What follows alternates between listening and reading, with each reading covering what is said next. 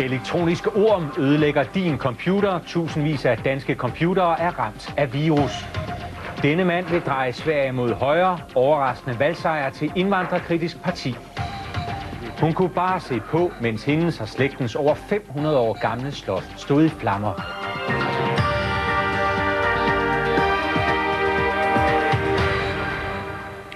Vi er klar med dagens vigtigste nyheder. Velkommen til.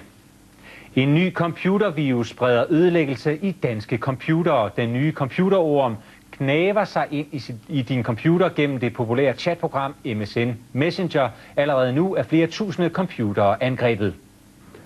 Han var midt i en hjemmeopgave i spansk, da der som så ofte før kom besked på Messenger. Tjek lige det her foto eller sådan noget, og så var der sådan en smiley, og så stod det der link der. Når først har klikket, så er man inficeret, og så går det lynhurtigt. Og med et enkelt klik på musen inviterede Morten Slot uforvarende den farlige virus indenfor på sin computer. Den går bare helt i sort, når man tænder den. Og det er en ondsindet virus, der har ramt en stor del af brugerne af chatprogrammet Messenger. Den her virus er langt mere intelligent og udspekuleret end hidtidige virus. For ikke nok med, at virusen angriber computeren med næsten 40 forskellige andre virusprogrammer, ja, så er den også en ulv i forklæder. Det ser ud som om, at det er et reelt program lavet af et reelt firma, men det er det langt fra.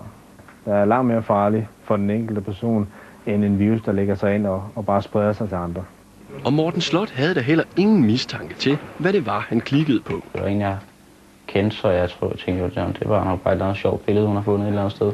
Spanskopgaven blev skrevet i hånden, og dagen derpå har Morten Slot også lært en anden lektie. Jeg tror ikke rigtigt, at jeg henter nogle filer via MSN igen. Selvom de siger, at her er en sjov ting, så kan man stadig ikke vide, om det er en virus, fordi det kan godt være bare virusen, der sender den videre.